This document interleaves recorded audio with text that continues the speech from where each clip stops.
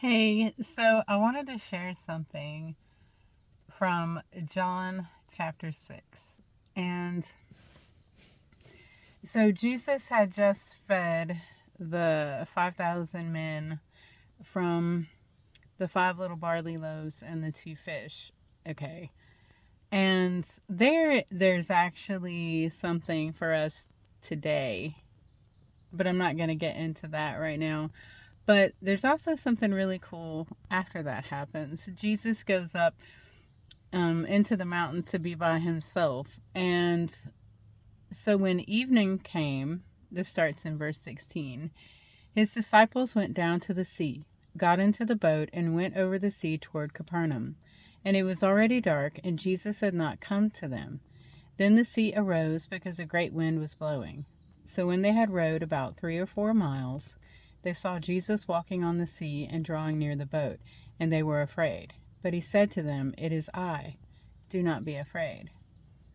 Then they willingly received him into the boat, and immediately the boat was at the land where they were going. There's so much here. This is like so rich, right?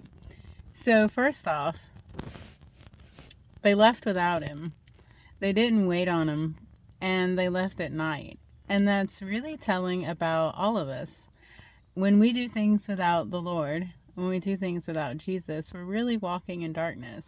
And so they were out on the boat in darkness, and a storm came up, and then they saw Jesus and they were like, "Oh my gosh," and they were afraid.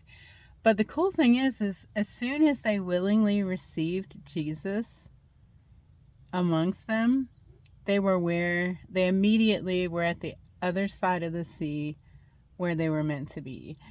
And I think this is a great promise for us when we willingly receive him. It doesn't matter if you made a mistake and you charted off on your own down a path in the darkness without waiting on him. It doesn't matter.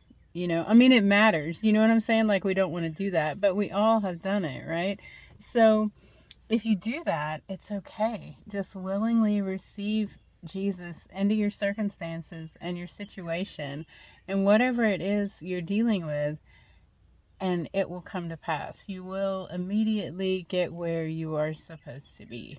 And I think that is really cool. It's immediate, it's suddenly. And so I just wanted to encourage you guys with that.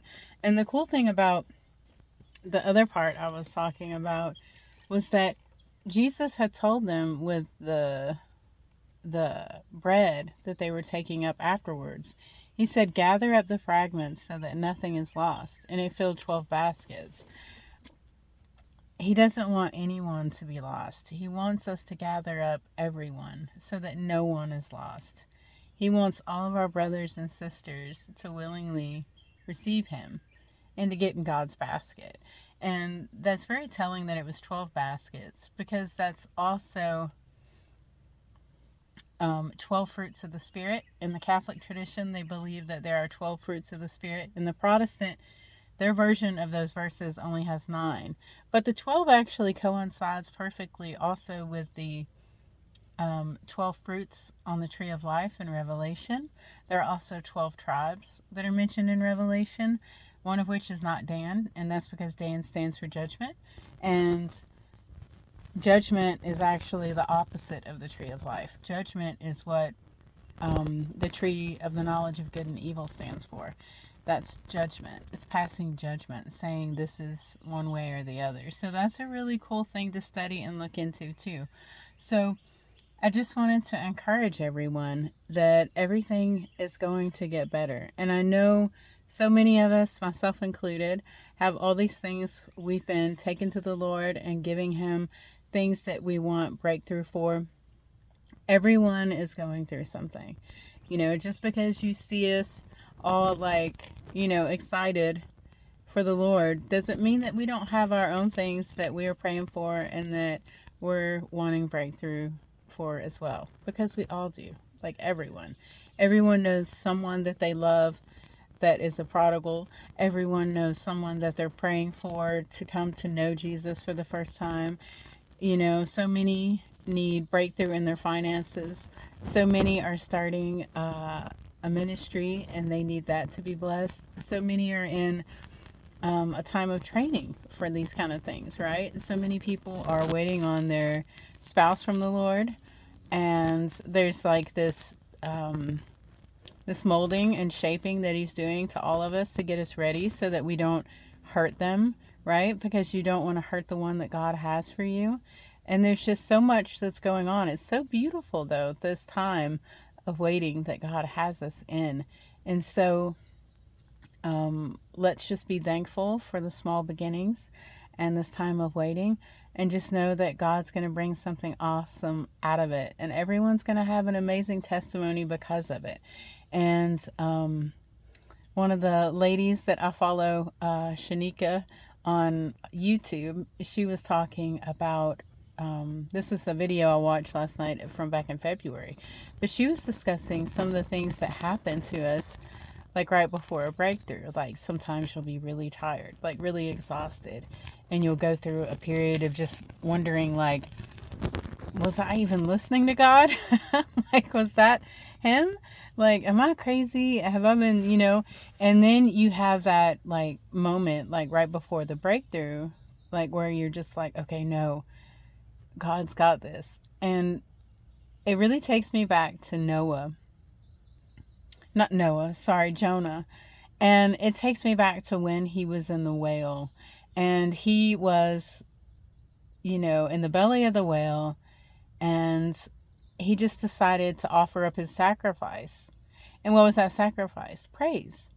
And if you look, even in the Old Testament, the people that really had a deeper connection with God, their sacrifice was always praise. It was always praise. And that's what happened to Paul and them when they were in prison. It's really just the biggest thing is praise. And especially when you don't feel like it, like at least thank Him for the crappy stuff that's going on, right?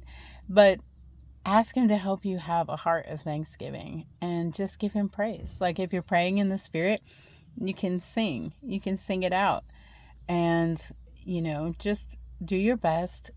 I know it's not easy. I know, like, sometimes there are moments when you're just like, like, this is not where I want to be. And it's okay. It's okay. Like, God knows. And He's working it out. But He wants where He's bringing you, where He's placing you, to truly be perfect and from Him. He doesn't want you to suffer and to go through all of those hardships and those heartaches that you went through in those other seasons, right? All those seasons where you didn't wait on Him and you just kind of jumped the gun and you went head first. Trust me, I know, I've done it a lot. So He really wants you to just keep trusting Him. And it's really interesting when you study like Leah and Rachel, right? Rachel symbolizes grace, from what I understand, and Leah, the law, right? And Leah was just popping out babies like left and right, right? But there was no love there. There was no love there. And Rachel's took longer, but hers were filled with so much love and so many promises. And that's something to remember, is that even though it might take longer for our things to come to fruition, they're from God, right? They're not from the ruler of this world. So yes, you might see these people in your life that are just thriving and just getting it, and you're just like, my hand is supposed to be blessed no matter what I touch. And like, it's not, why is it not happening? Be patient. And just trust God. He's going to bring it about. And when He brings it about, it's going to be the most beautiful and heartfelt thing. And you're going to be crying tears of joy, I promise. And I love you guys. And if you need anything at all, you can just reach out to me and I'll pray for you. All right. Bye.